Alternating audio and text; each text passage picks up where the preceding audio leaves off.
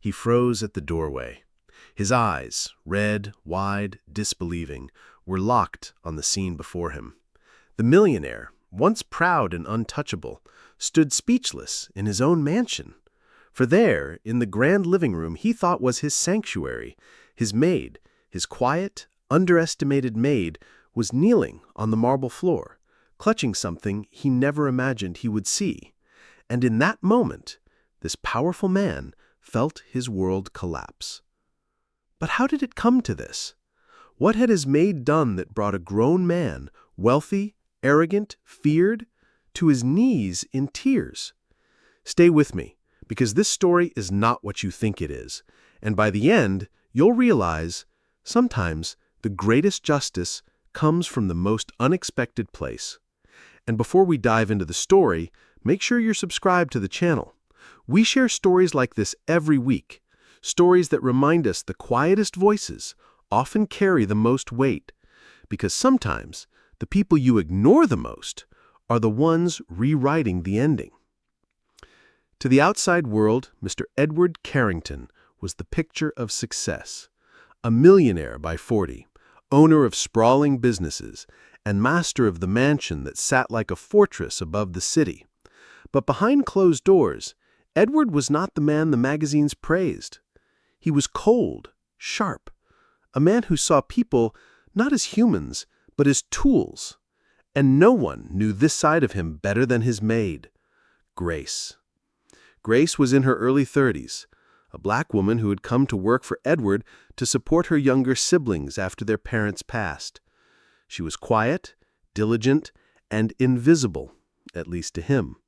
For Edward never once said, "Thank you," never once acknowledged her sacrifice. To him, she was just the help. And yet Grace bore it all in silence. Because she needed the job. Because her family depended on her. But little did Edward know, Grace was watching, listening, waiting.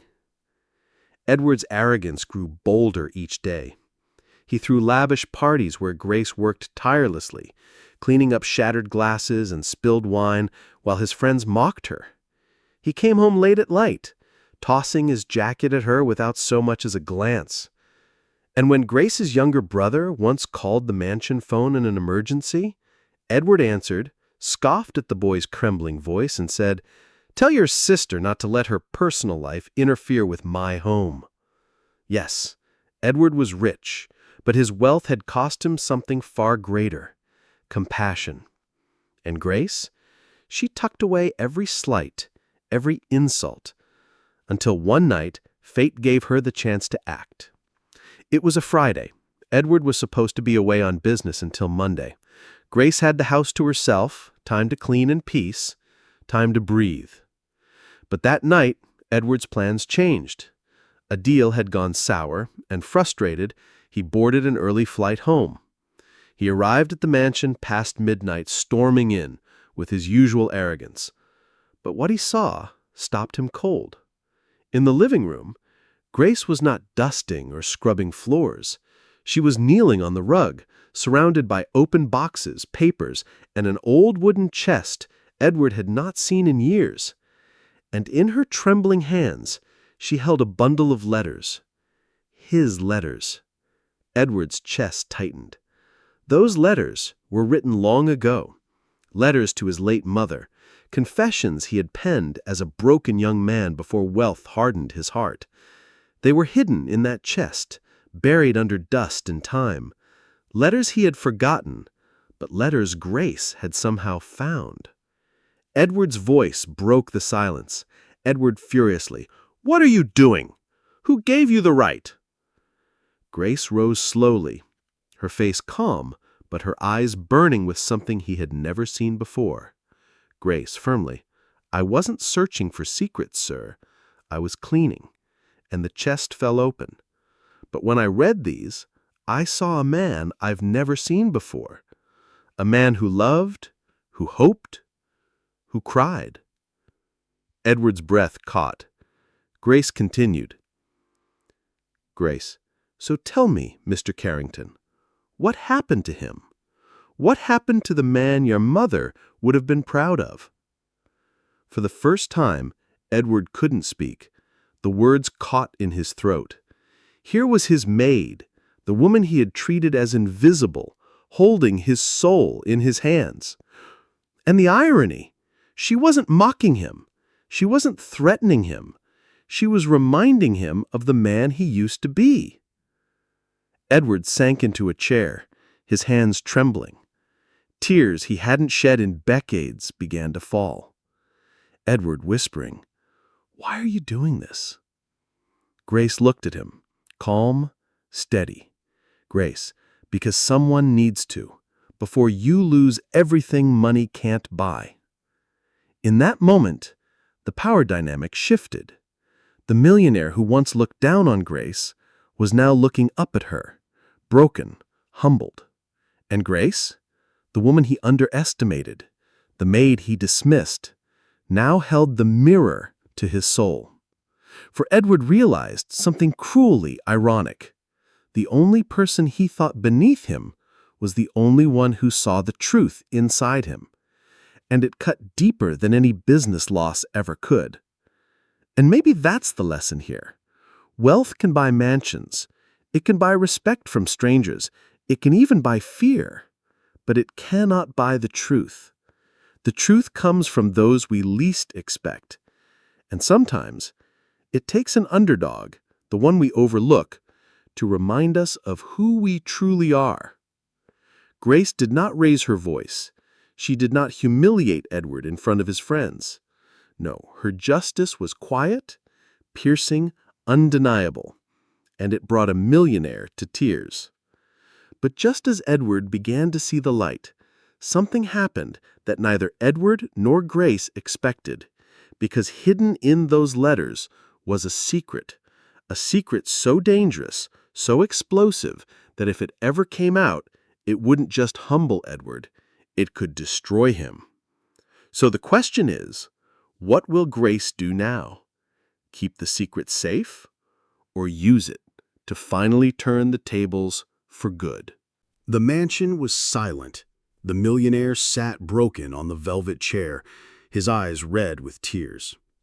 And in Grace's trembling hands were the letters, fragile papers that carried not just memories, but a secret powerful enough to destroy everything Edward had built. But what Grace didn't know was this. Opening that chest had set in motion a storm she could never have imagined, a storm that would soon force her to choose between loyalty and justice. As Edward wiped his tears, Grace's eyes fell to one letter still unopened. The ink was smudged, the envelope marked, "To my son, when the truth must be known." Grace hesitated, then looked at Edward. "Grace," softly, "do you want me to read it?" Edward's face went pale. He reached for it, but his hands shook too much. So Grace carefully opened it and began. Inside were words that changed everything. Letter, narrated. "Edward, if you're reading this, then my secret is no longer safe. The fortune you built your empire on, it was not mine to give. It was blood money. And one day, it will come back to haunt you." Grace's breath caught. Edward buried his face in his hands.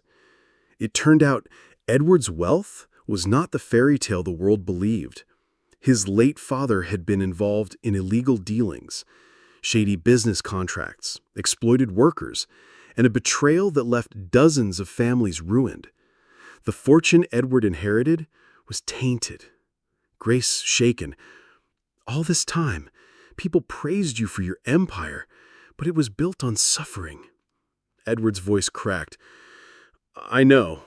I found out years ago, but by then it was too late. I couldn't undo it, so I buried it, and I became this." The irony was brutal. The man who lived in luxury had built his castle on broken lives. And now his maid, the woman who knew struggle firsthand, was holding the evidence that could expose him. Grace's hands trembled as she set the letter down. For years, she had endured Edward's arrogance, his coldness, his insults. And now fate had placed in her hands the weapon to bring him to his knees forever. But was that justice or revenge? Grace thinking aloud, if the world knew this, your empire would fall. Everything you've built, gone. Edward looked up at her, his eyes hollow. Edward, Grace, I don't expect forgiveness, but I beg you, don't destroy the only thing I have left. Tell me what you want. Money, freedom, I'll give it to you. And there it was, the millionaire offering bribes to the maid he had once dismissed as invisible. But Grace's silence said more than words. That night, Grace couldn't sleep. She sat in her tiny room above the garage, staring at the letters spread across her bed. Her younger brother's school fees, her sister's medical bills, her family's endless struggles.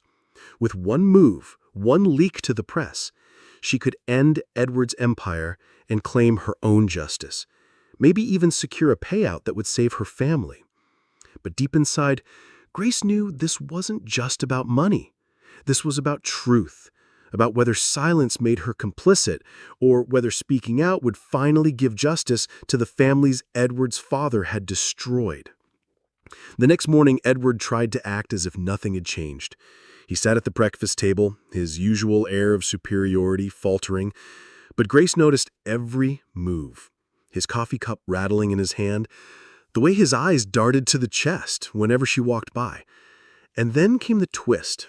As Grace stepped into the study, she noticed something on Edward's desk, an envelope, already addressed to his lawyers. She opened it. Inside was a document, stripping Grace of her employment and signing a non-disclosure agreement. Edward wasn't planning to trust her. He was planning to silence her forever. Grace stood there frozen, the letter crumpled in her hands. The man who had begged her for mercy hours ago was now preparing to erase her voice. And that was the breaking point. Grace coldly to herself, so that's who you really are. After everything, you still think I'm disposable. Her eyes hardened. She tucked the incriminating letters under her arm. For the first time, she no longer felt like a servant in this mansion. She felt like the one holding the strings. The maid who was invisible now holds the secret that could topple a millionaire's empire. The man who thought he had all the power is one signature away from losing everything. But the question is, what will Grace do? Will she expose Edward to the world and bring his empire crashing down, or will she choose silence and carry the weight of a secret that could destroy them both? Because sometimes the hardest justice is not in what you reveal. It's in what you choose to do with the truth. Grace thought the hardest part was deciding what to do with the truth. But the truth has a way of slipping through cracks, and when it does, it spreads faster than fire. By the time Edward realized what was happening, it was too late. The storm had begun, and the one woman he once dismissed as invisible now stood at the very center of it. Days passed in uneasy silence. Edward avoided Grace, though she could feel his eyes watching her every move. The letters remained hidden in her small room, tucked beneath the floorboards. But silence has a way of speaking louder than words. The tension in the mansion was unbearable. Every clink of silverware at breakfast, every shuffle of paper in the study. Edward's paranoia grew, while Grace's resolve hardened. Yet even Grace didn't know. The storm was already brewing outside those mansion walls. One evening, as Grace prepared dinner, she overheard Edward on the phone in his study. His voice was sharp, trembling. Edward angrily, "I don't know how it got out. No, I never told anyone. Yes, I'll handle it. Just keep this out of the press." Grace froze, her heart pounding. Got out? What got out? She quietly stepped away before he saw her, but that night curiosity gnawed at her. She turned on the small TV in her room, and there it was, the evening news, a headline scrolling across the screen. Rumors surface, Carrington empire linked to past illegal deals. Grace's stomach dropped. The secret was no longer just between her and Edward. Someone else knew. The next morning, Edward stormed into the kitchen, his face pale with fury. Edward snapping, "You told someone! Don't lie to me, Grace! Who else has seen those letters?" Grace stood her ground, wiping her hands slowly on a towel. Grace, calm but cold, "I didn't tell a soul. Maybe lies have a way of crawling out on their own." Edward's jaw tightened. For the first time, he didn't look powerful. He looked desperate. That evening, Grace sat by the window of her small room, staring at the city lights. She thought of the families Edward's father had ruined. She thought of her own family, her brother struggling with school fees, her sister's hospital bills. She thought of Edward, broken and hollow, yet still clinging to power. And the question twisted inside her like a knife. If the truth is already leaking, do I let it burn him, or do I stop it, knowing I'll be protecting the very man who tried to silence me? The weight of justice pressed on her shoulders, and Grace realized either choice would cost her dearly. But Grace didn't yet know the danger was no longer just about Edward's empire, because the very men Edward's father once betrayed were still alive. And when whispers of the letters reached them, they saw opportunity. One late evening, as Grace walked home from the grocery store, a black car slowed beside her. A window rolled down. A voice, deep, threatening, cut through the night. Voice, "You work for Carrington, don't you? We know you have the letters. Bring them to us, or someone you love will pay the price." The car sped off, leaving Grace frozen on the sidewalk, the groceries slipping from her hands. Irony burned deep. Grace had endured years of being invisible, powerless in Edward's mansion. Yet now, because of those letters, she was the most visible person of all. The maid had become the key to both Edward's downfall and his enemy's revenge. And for the first time, Grace realized keeping the letters wasn't just about justice anymore. It was about survival. The millionaire who once feared nothing is now cornered by his past. The maid who once had no voice is now the keeper of a truth that everyone wants. But the question is, what will Grace do when her family is threatened?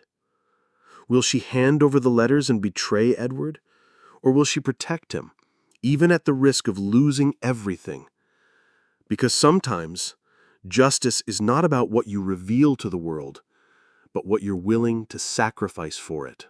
Grace stood in the middle of her tiny room, the letters clutched against her chest. Outside, the city was quiet, but her heart raced like thunder. Because she knew now, the secret was no longer hers alone. Edward's enemies wanted it. The press was circling, and her family's safety hung in the balance. The maid who once scrubbed floors invisibly was suddenly standing at the crossroads of justice and danger. And when morning came, she would have to decide, not just Edward's fate, but her own. That night, Edward knocked on Grace's door, a sound she never expected. He stepped inside, no arrogance in his walk, no sharpness in his eyes, just a man weighed down by fear. Edward, hoarse. "They called me too. My father's old rivals. They want the letters. If they get them, they won't just ruin me, they'll come after you too. Grace, you don't understand the danger you're in." Grace's voice was steady. "I understand more than you think. I've lived with danger my whole life. The only difference is, you're just feeling it for the first time." Edward lowered his gaze. For once, the millionaire had nothing to say. The next day, Grace received a chilling call. Her younger brother's school had reported men lurking near the gates. Her sister's hospital called to say someone had been asking questions about her treatment. The message was clear. The threats were real. Grace's hands shook as she held the phone. She had endured Edward's cruelty. She had endured poverty. But the thought of her family paying the price for a secret they never asked for? That broke her. She had to act. That evening, Grace walked into Edward's study, the letters in her hand. Grace, firmly, we can't stay silent.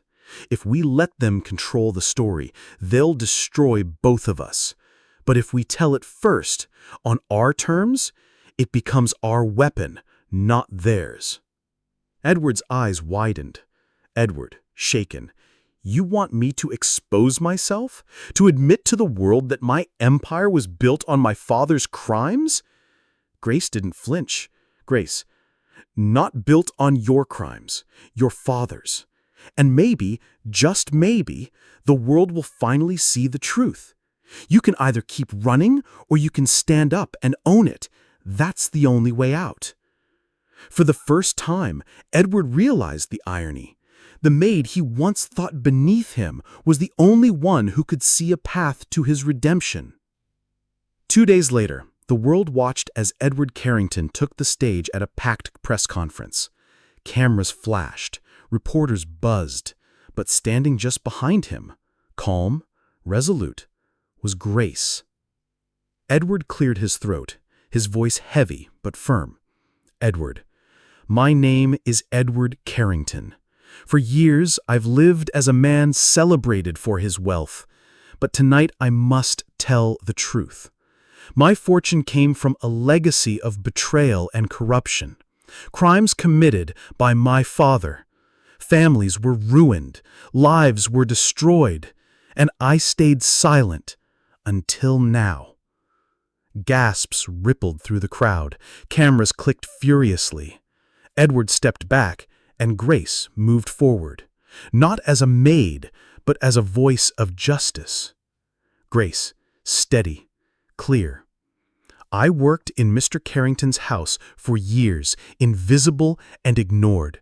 But when I found the truth, I realized silence makes us part of the crime.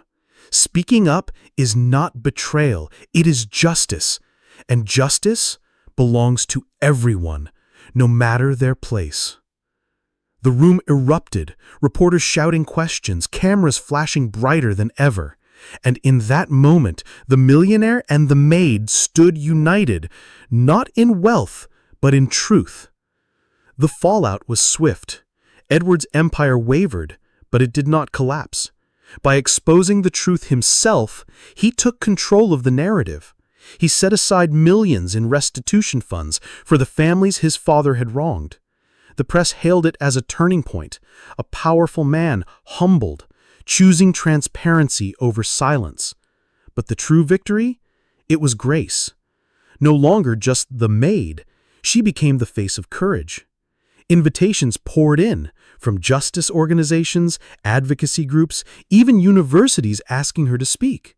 The woman Edward once ignored had become the very reason his story did not end in disgrace. And Edward? For the first time in years, he looked at Grace not as help, but as the person who saved him from himself. And maybe that's the lesson here.